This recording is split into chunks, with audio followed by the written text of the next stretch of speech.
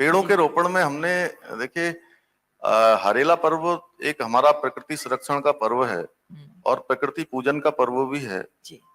और पूरे राज्य में हरेला पर्व से 1 महीने तक लगातार हमारा वृक्षारोपण का अभियान चलता है। पूरा सभी लोग इसमें सहभागी होते हैं अपने-अपने स्तर से और इस बार भी हमने लगभग 1 करोड़ केवल हरेला पर्व के दिन जो है पेड़ लगाने का लक्ष्य लिया था। उसके अलावा अगर हम कहें तो कई करोड़ों हुँ, इस अभियान में लोग जुड़कर इस काम को आगे बढ़ा रहे हैं और माननीय प्रधानमंत्री जी की प्रेरणा से जो उन्होंने विश्व पर्यावरण दिवस पर पूरे देशवासियों के लिए एक संदेश दिया था कि सभी लोग अपनी माँ के नाम एक पेड़ लगाएं जी। और ये बड़ी भावनाओं से जुड़ा हुआ विषय है। उस विषय को हम लोग पूरे प्रदेश के अंदर तेजी से बढ़ा रहे हैं। आज भी मैं आपको बताऊं कि प्रातःकाल मैंने आज 3 जगह पर आज हुँ, 3 जगह पर मैंने वृक्षारोपण किया है और कल भी कम से कम इतने ही स्थानों पर कल भी किया था बहुत और हर ज़रूरी। जगह पर ये अभियान हमारा इसी रूप में जा रहा है हुँ, कि एक पेड़ माँ के नाम और उस कार्यक्रम को थोड़ा सा मैंने जिस प्रकार से किया हुँ।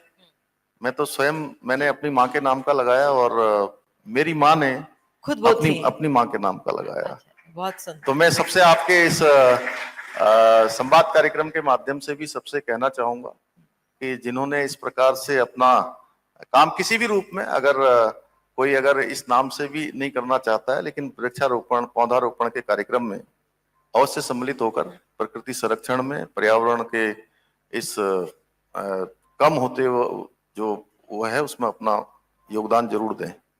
उत्तराखंड की एक बड़ी उपलब्धि रही है, अचीवमेंट रहा है जिस तरह से नीति आयोग ने एक सतत विकास जो उनका एक डेटा होता है, उसमें केरल के साथ उत्तराखंड को सबसे पहले स्थान पर रखा है।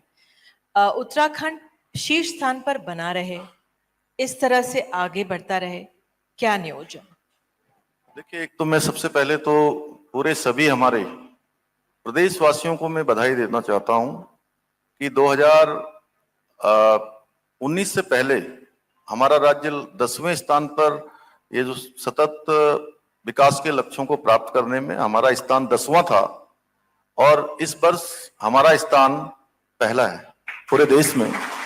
तो ये हमारे लिए एक राज्य के लिए उपलब्धि है और हमारे लिए चुनौती भी है कि हम इस स्थान को बनाकर रखें और जैसे ही ये नीति आयोग का सूचकांक जारी हुआ उसके अगले दिन ही हमने बैठक करी और मैंने सभी जो भी संबंधित लोग थे उनसे कहा है कि जिन जिन इंडिकेटरों पर इस बार हमको ये पहला स्थान प्राप्त हुआ है एक तो हम उस इंडिकेटर को मेंटेन करना हमारे लिए एक चुनौती रहेगी हमेशा।